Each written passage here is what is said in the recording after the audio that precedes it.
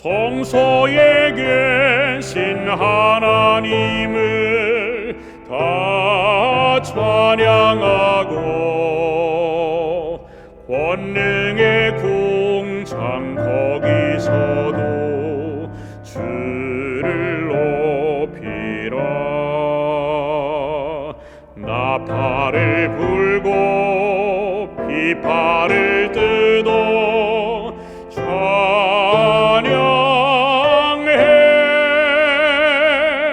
목소리 높여 우리 주를 찬양하여라.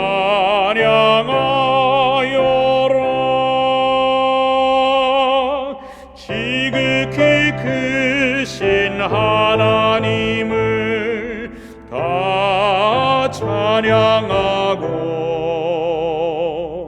능하신 업적 바라보고 주를 높이라. 수금을 타고 소고를 쳐서 찬양해.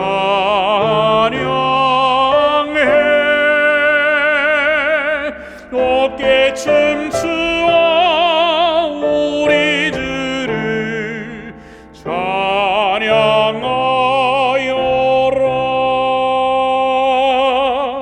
생명을 주신 하나님을 다 찬양하고 지으신 만물 가운데서 주를 높이라. 둥소를 불고 재금을 울려 찬양해.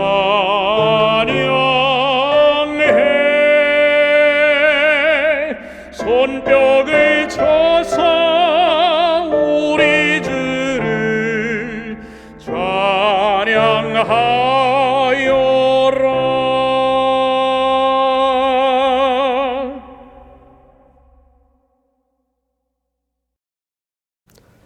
하늘에 계시는 우리 아버지 하나님, 오늘도 우리로 하여금 하나님을 예배할 수 있도록 인도하여 주셔서 감사합니다. 이제 우리의 마음을 구별하고 하나님께서 받으시는 예배를 드리고자 합니다. 하나님의 말씀을 듣고자 합니다.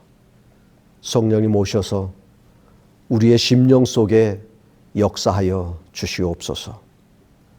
하나님께 영광이요 우리에게는 은혜로운 한 시간 되게 해 주시옵소서. 예수님의 이름으로 기도합니다.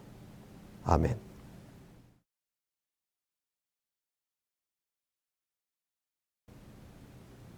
하나님의 말씀 누가복음 18장 13절입니다.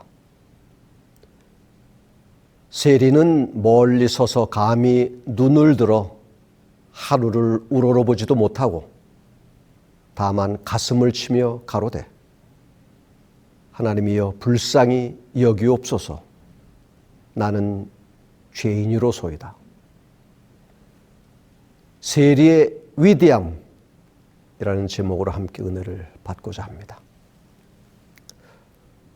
모든 시련과 난관을 의지로 극복하고 승리자로 우뚝 서게 되는 영웅, 헤라클레스나 테세우스 같은 영웅은 이제 사라졌다. 그러나 자신의 무력함을 바라보고 인정할 수 있는 눈을 가진 이 비참한 인간에게서 우리는 비극적이되 위대한 새로운 인간상을 보게 된다. 인간은 생각하는 갈대라고 했던 17세기의 위대한 사상과 파스칼이 이야기한 것처럼 인간은 자기가 비참하다는 것을 아는 점에서 위대한 존재가 되는 것이다. 서울대학교 신은영 교수가 21세기 인문학 리포트라는 글에서 따온 말씀입니다. 인간의 위대함은 어디서 나오는 것일까요? 사람들은 평범하고 보통의 인간보다는 위대한 영웅이 나타나서 나라를 구하고 잘 살게 해줄 것을 기대해 왔습니다. 그러나 위대한 영웅이 꼭 그렇게 해줄 수 있다고는 누구도 보장해주지 못하는 것 또한 사실입니다. 인간의 위대함은 어떤 거창한 것이나 특출난 것이 있어서가 아니라 파스칼이 말한 것처럼 자신이 비참한 존재라는 것을 알 때에 그 위대함은 나타나는 것이라고 생각합니다. 일반적으로 사람들은 다른 데서 위대함을 찾곤 하죠. 오늘 저는 진정으로 자신의 비참함을 알고 다시 새롭게 태어난 위대한 한 사람에 대해서 말씀드리고자 합니다. 오늘 본문에 등장하는 세리를 위대한 사람으로 보고 싶습니다. 제가 그렇게 말하면 의아해 하실 것입니다. 왜냐하면 당시의 세리는 죄인의 대명사로 불렸습니다. 그런 세리에게 위대함이 있을까요? 그렇다면 세리에게는 어떤 위대함이 있는 것일까요? 세리의 위대함은 첫째, 그는 자기 자신이 어떠한 사람임을 알고 있었다는 것입니다. 여러분은 자신을 얼마나 알고 있다고 생각하십니까? 많은 사람들이 자신을 가장 잘 알고 있다고 생각합니다. 물론 사실일 수도 있습니다. 그러나 어떤 면에서는 자신을 가장 모르는 것이 아닌가 생각이 들 때도 있는 것입니다. 어떤 사람은 이렇게 말했습니다. 세상에서 가장 쉬운 일이 자기가 자기를 아는 일이다. 정말 그럴까요? 사람이 자기 자신에 대해서 바로 안다는 것이 쉬워 보이지만 보통 어려운 일이 아님을 경험을 통해서 알고 있는 것입니다. 오죽하면 철학자 소크라테스가 너 자신을 알라 그렇게 말했겠습니까? 그럼에도 자기 자신을 솔직하게 볼 수 있는 사람들이 그리 많지 않다는 사실입니다. 자신에 대해서는 과대 포장하고자 하는 마음을 갖지만 남에 대해서는 인색한 것이 사람의 간사한 마음입니다. 상대방의 약점을 들추어내는 데는 탁월하면서도 자신의 약점은 전혀 인정하지를 않습니다. 그래서 자신을 잘 모른다고 말하는 것입니다. 우리는 흔히 우스운 말로 주제 파악을 하라는 말을 합니다. 자기 자신이 어떤 사람인 줄을 모르고 덤벙대는 사람에게 던지는 말이죠. 그런데 세리는 자기 자신을 잘 알고 있었습니다. 스스로도 그리고 다른 사람들로부터도 어떤 사람으로 취급받는 것을 알고 인정하고 있었습니다. 그러기에 세리는 감히 성전 앞에 설 수 없음과 고개를 들고 하늘을 우러러볼 수 없는 버림받은 죄인이라는 사실을 인정하고 고백하고 있는 것입니다. 우리가 알고 있듯이 그 당시에는 세리라는 신분이 사람들로부터 지탄받고 외면당하며 멸시받는 계층에 속한 사람들이었습니다. 죄인, 이방인, 착취자, 사기꾼, 매국노 이렇게 취급을 받았습니다. 로마의 앞잡이라고 생각했고 그래서 사람들이 세리와는 상종을 하지 않았습니다. 거짓이나 협박으로 타인의 재물을 갈취하다시피 하는 세리도 있어 어느 면으로 보든지 하나님 앞에서나 사람 앞에서 죄인일 수밖에 없는 존재였습니다. 물론 자신의 처지를 생각하며 고민하는 그런 세리들도 있었을 것입니다. 성경에 등장하는 세리는 후자인 사람인 듯합니다. 비록 생계를 위해서 세리를 하지만 늘 양심의 가책을 느꼈나 봅니다. 그는 자신이 비참하여 불쌍히 여김을 받아야 할 사람이라는 사실을 알았습니다. 삶에서 떳떳함은 보이지 않았고 무언가 내놓고 자랑할 것이 전혀 없는 사실을 인정한 것입니다. 그는 하나님 앞에 내놓을 만한 아무런 공로도 없음을 알고 절망 가운데서 가슴을 치면서 하나님이여 불쌍히 여기옵소서 그렇게 외쳤던 것입니다. 세리의 이러한 행동은 그의 말의 진실성을 입증하며 자신이 무가치하다는 느낌에 대한 생생한 표현인 것입니다. 심지어 그는 기도할 자격도 없다고 생각한 것입니다. 그는 자기 자신을 변명하지 않았습니다. 남과 비교하지도 않았습니다. 누구를 탓하지도 않았습니다. 자신이 죄인이라는 사실, 자기는 하나님의 불쌍히 여김을 받아야 할 사람임을 인정하고 있는 것입니다. 페니실린을 발견한 알렉산더 플레밍에게 어느 날 기자가 이렇게 물었습니다. 박사님의 수많은 발견 중에 가장 위대한 발견은 무엇이라고 생각하십니까? 플레밍은 주저없이 네, 제가 크나큰 죄인이라는 사실과 예수 그리스도가 나의 구주가 되신다는 사실을 발견한 것입니다. 라고 주저없이 대답했다고 합니다. 세리의 고백은 얼마나 정직하고 솔직한 고백입니까? 자신의 비참한 실상의 모습을 가감없이 내보이고 있는 것입니다. 그런 의미에서 저는 이 세리가 위대하다고 하는 것입니다. 사람들은 자기를 감춥니다. 자신의 약점을 말하려고 하지 않습니다. 자신의 치부를 드러내려고 하지 않습니다. 그래서 가면을 쓰고 위선의 모습을 보이는 것입니다. 그러나 세리는 다 보여줬습니다. 더 이상 감출 것이 없었습니다. 머리끝부터 발바닥까지의 모든 추함과 부끄러움을 세리는 다 드러낸 것입니다. 그에게 있어서 유일한 소원은 죄 사함을 받고 마음의 평화를 얻는 것이었습니다. 그래서 하나님의 자비를 구한 것입니다. 하나님께서 이런 사람에게 자비를 베푸시고 은혜를 주시는 것은 너무나 당연한 것입니다. 불쌍히 여김을 받을 것입니다. 실물교훈 152페이지엔 이렇게 기록하고 있습니다. 그의 유일한 소원은, 세리의 유일한 소원은 죄사함을 받고 마음의 화평을 얻는 것이었다. 이를 위한 그의 유일한 간구는 하나님의 자비를 구하는 것이었다. 그리하여 그는 축복을 받았다.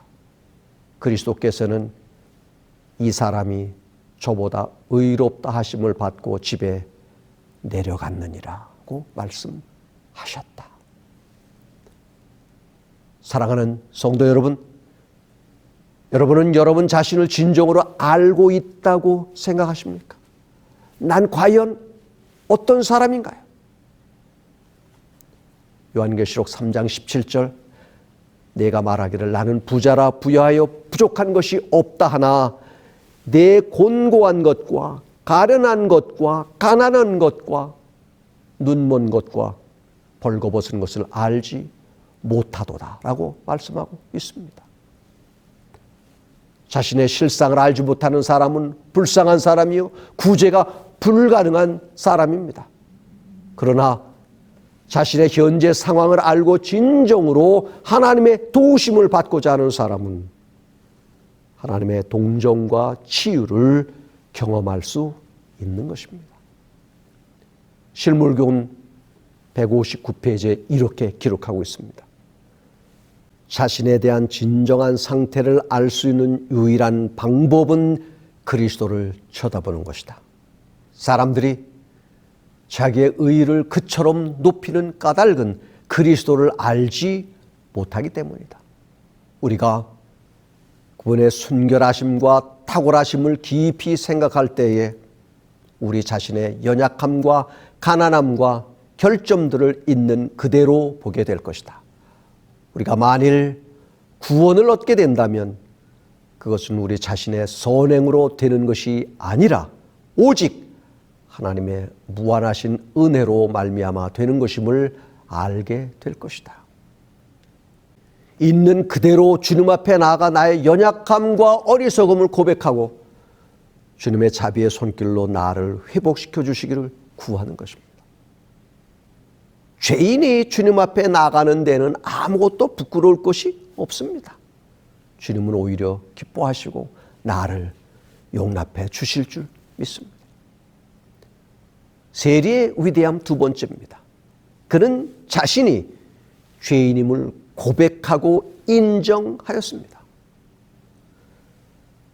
자신이 하나님 앞에서 죄인임을 고백하고 인정한다는 것은 결코 부끄러운 일이 아닙니다. 오히려 위대한 일인 것입니다. 그는 자기가 하나님 앞에 범죄했고 자기 자신이 죄 많고 누추한 인간임을 깊이 느꼈습니다. 그는 누구로부터도 동정받을 처지에 있는 사람이 아니었습니다. 모두가 그를 멸시하는 눈으로 바라봤습니다. 실물교훈 151페이지엔 이렇게 기록합니다. 그는 자기가 하나님 앞에 범죄했고 자기 자신의 죄 많은 누추한 인간임을 깊이 느꼈다. 그의 주위에 있는 사람들이 그를 멸시의 눈으로 바라보았기 때문에 그들로부터 어떠한 동정도 기대할 수 없었다. 그는 하나님 앞에 내어놓을 만한 아무런 공로도 없음을 알고 절망 가운데서 하나님이여 불쌍히 여기옵소서 하고 외쳤다. 세리는 하나님께 무엇을 호소했습니까? 하나님이여 불쌍히 여기옵소서라고 간곡히 기도했습니다. 하나님 앞에서 자신의 모습이 죄인인 것을 발견한 인생은 하나님의 긍휼에 호소할 수밖에 없습니다. 나의 의의를 내세울 것이 무엇이 있겠으며 나의 자랑을 늘어놓을 것이 무엇이 있겠습니까? 나의 행위에서 내세울 수 있는 의의가 전혀 없기 때문에 다만 하나님께서 불쌍히 여기셔서 은혜를 베풀어 주시기를 간구할 수밖에 없는 것입니다. 세리는 늘 양심의 소리에 귀로했습니다.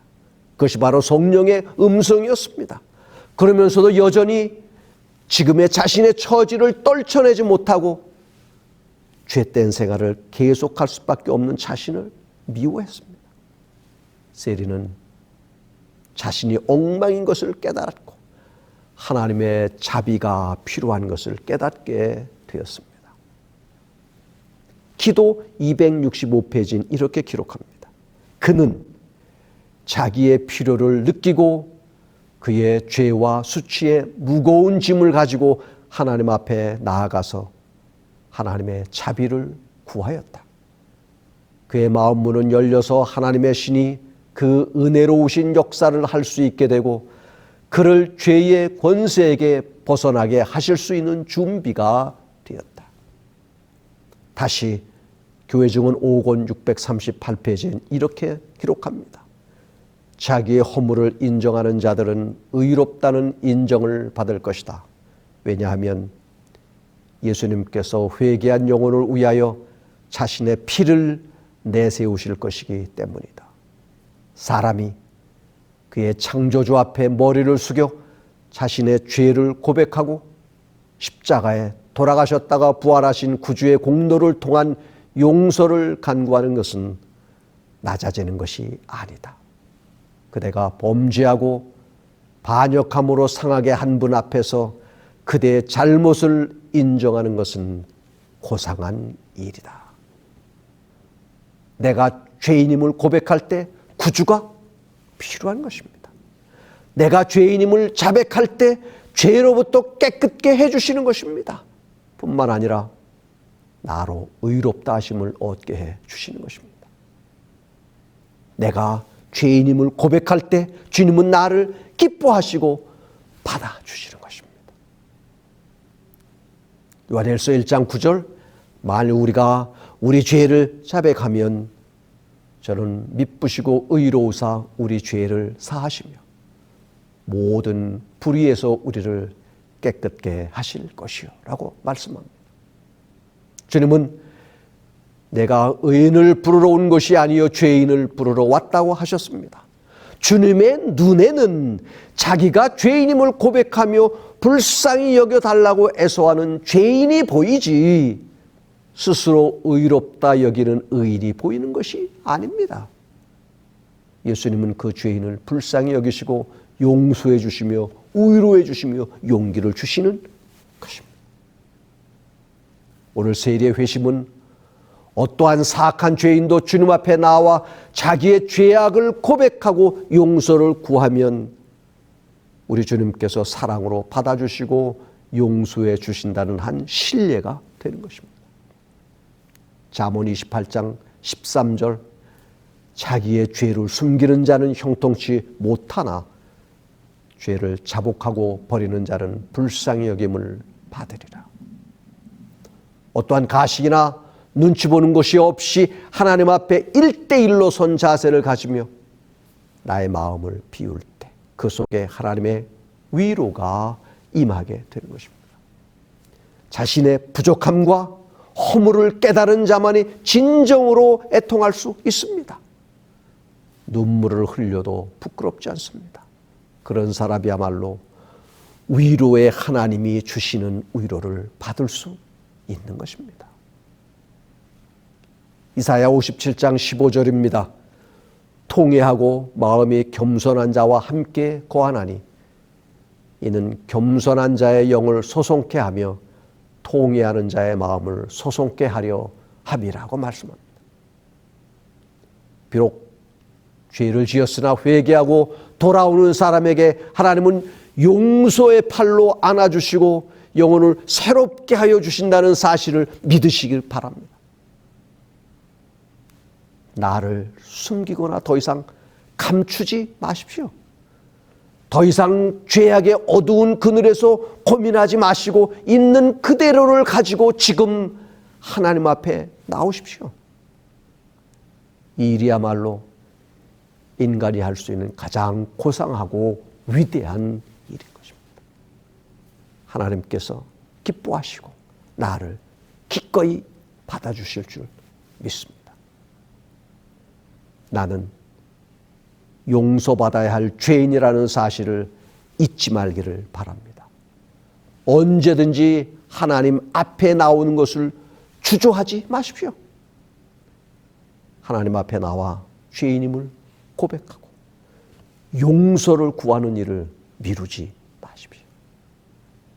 에베소서 1장 7절 우리가 그리스도 안에서 그의 은혜의 풍성함을 따라 그의 피로 말미암아 구속 곧 죄 사함을 받았으니라고 말씀합니다. 오늘도 용서하기 위하여 기다리시는 주님의 내미는 손을 붙잡기를 바랍니다. 그리하여 진정으로 죄 사함을 얻고 마음의 평안을 누리며 살아가는 위대한 성도들이 되시기를 간절히 바라면서 말씀을 마칩니다.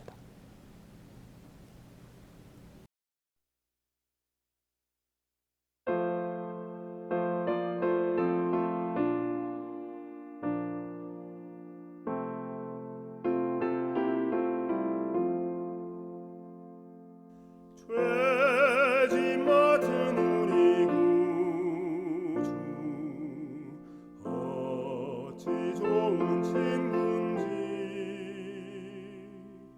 걱정 근심 모든 것을 고한 사람 복 받네 주께 굳지 않는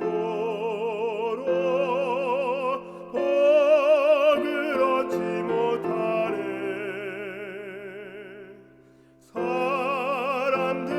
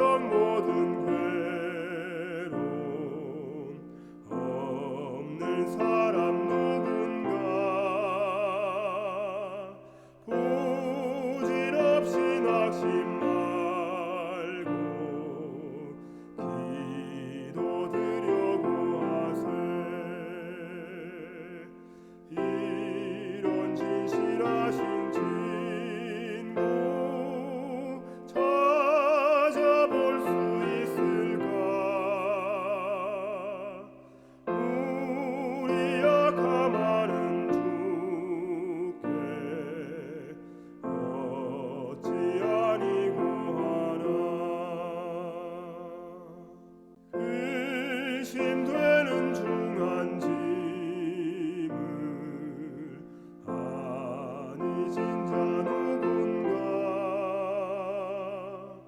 피난처는 구주 예수 기도드려고 하세 세상 친구 멸시하고 너를 조롱하여도 예수 품에 편히 안겨 위로하심 받겠네.